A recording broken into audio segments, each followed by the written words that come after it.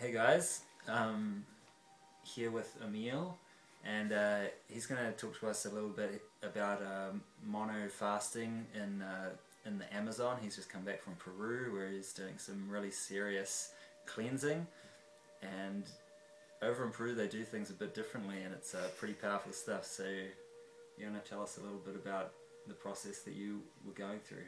Sure. Okay, so my original intention when I came to Peru was let me just start, I guess, before Peru, really, just to kind of give a sort of a timeline. Although I know you're trying to do the 5 minutes, so I'm gonna I'll speed just this up. stop you here and I'll edit it a wee bit. Okay. So that, and I'll be like. So tell us a bit about your experience in Peru and what came before that. Okay. So it was pretty much after introducing myself into raw foods.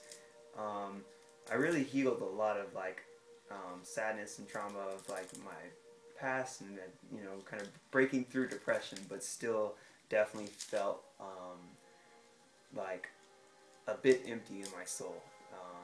And I had heard about ayahuasca medicine, it's a very popular in their culture, especially in the Amazon, which is where it grows. And ayahuasca is basically it's a vine that grows in the jungle and it's brewed together for quite a long time. Like different ayahuasqueros, or they're pretty much like ayahuasquero is a name for the person who prepares the medicine, which is done in a ceremonial context. So it's a vine with this leaf chacruna, which is it's from the mimosa family. So it has DMT, which our bodies produce, and many other plants produce it, and other species as well, besides just plants, like a lot of other mammals. And DMT flows through our pineal gland, which is our spiritual center, which connects to the divine, whatever you want to call it. Many different names. I still have a lot of different names I nickname God, or I guess that's the quicker one. If anyone's interested in looking into DMT, ayahuasca, then you can read DMT, the Spirit Molecule, or read any Graham Hancock's work. Yeah, and I really also recommend, which you read, The Cosmic Serpent by Jeremy Narby. I find that book to be amazing, and that's what originally introduced me. Really just culminated this interest and this connection that I didn't realize was a deep connection, but that was the seed that was sown. Anyways, so I did a dieta, which is diet in Spanish, and this is sort of like your introduction into working with the medicine and understanding not only what this divine intelligence, which to me I found ayahuasca to be the most intelligent being I've ever come across. And that might sound very strange to a lot of people who are used to Western culture and Western medicine as a plant being extremely intelligent, but it is. I can see where you're coming from, because I know a lot of you know that I did some orange fasting over the last couple of years, and when you're really on the mono fruit or a mono anything, when you're just eating that, you really become aware of a certain consciousness of that plant and the way it makes you feel and think. And one of the reasons why in the raw food we try and keep it simple with not many ingredients is that when we're eating a lot of ingredients, our brains get confused, and it's subtle but powerful. Yeah, definitely.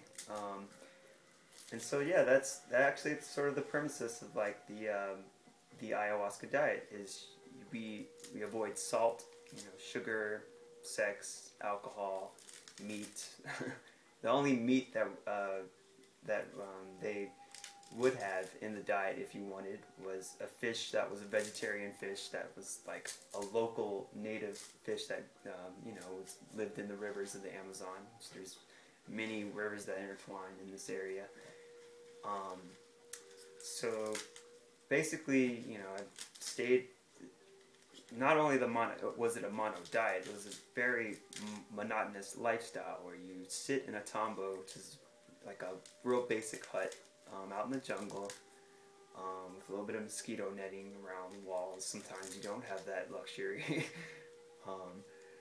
And you just sit in contemplation and really, you know, work within. This is a medicine that really shows you so much about who you are and your responsibility as a human being, as a spiritual being, you know, in this incarnation. And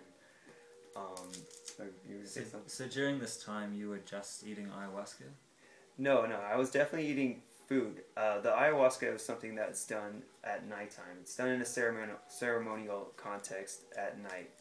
So what else were you eating while you were sitting? Pretty much eating a lot of raw vegetables, which no fats. I avoided the fish, and the eggs were also available, but I just, you know, I was kind of just like still having the, you know, the raw like kind of power going with that, and just eating basically vegetables. And I did have a little bit of quinoa every once in a while. Choclo, which is like these really, oh man, the best corn I've ever had. Like really nice fat like morsels, just good stuff.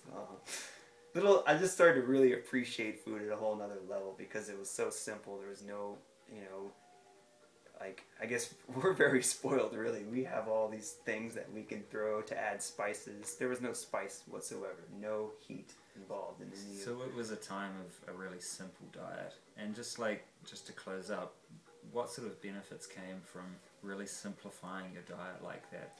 Compared to, say, what we're making tonight, which is going to have avocados, kale, it's going to have a bunch of herbs. Yeah, it's going to be crazy delicious, but you spend that time just clean, green, lean, and serene. I loved it. And honestly, it didn't take long at all for me to adapt. It was like instantaneous because, for one thing, I was in a serene environment, and the diet was serene and simple, just like the environment, you know, the sounds of nature and everything. It was not just the diet, it was a full like synergy of all kinds of really peaceful, simple energies, as well as the shaman, this guy Carlos, who is like, he is such an amazing guy. Like I'm definitely going to revisit him. Hopefully I can bring a few friends, or I'd love to bring you there. Anyways, yeah, it was actually very easy and very rewarding.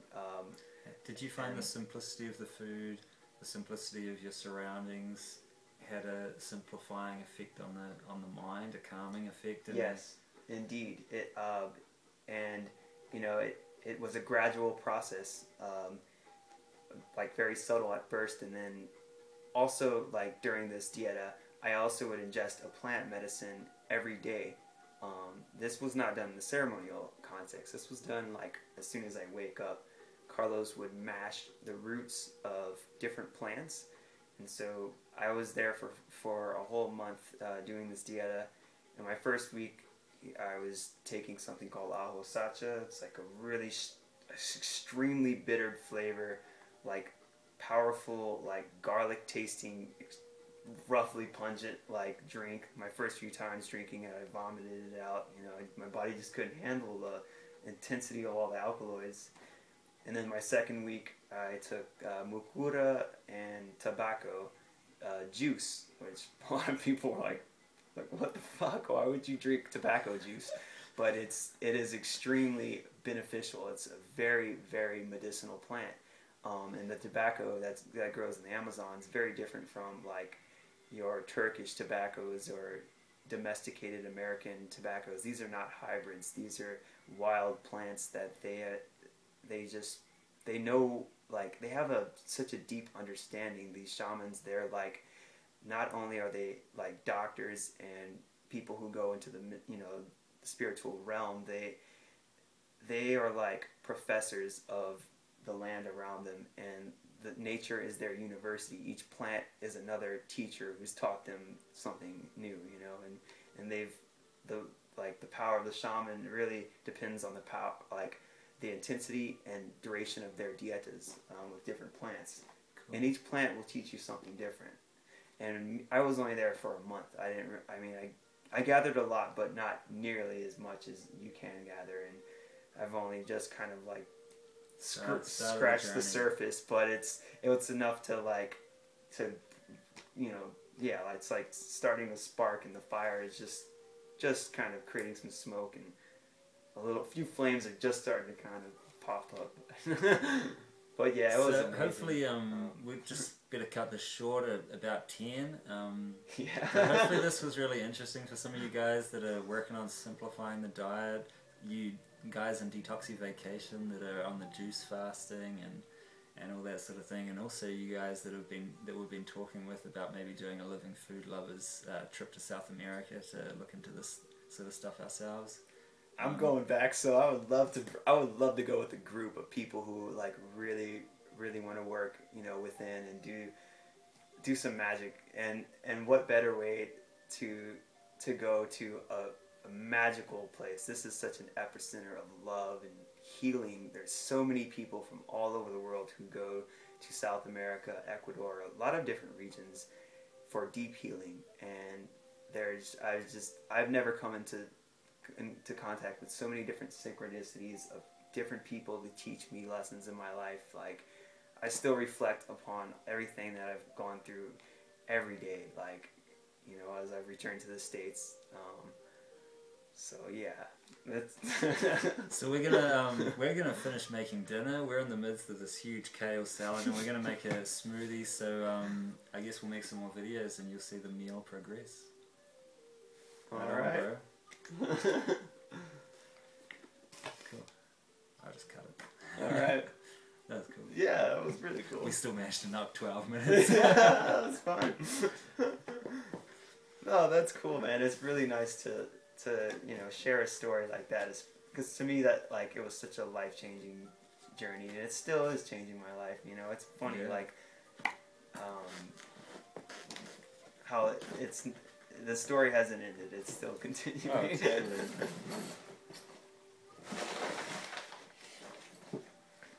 All right. So, I think that's enough for us. Okay, so you can put that in the blender. Awesome. And along with some parsley maybe, and celery, and apples. And then I've got spirulina and barley grass. Man. Oh, this is going to be... Oh yeah, this is going to be super and good. And with some coconut. Is that going to be the water? Coconut water, definitely. We'll put about maybe 2 of those coconut water bad boys in there. We'll see. But yeah, definitely coconut water always, man. I love it.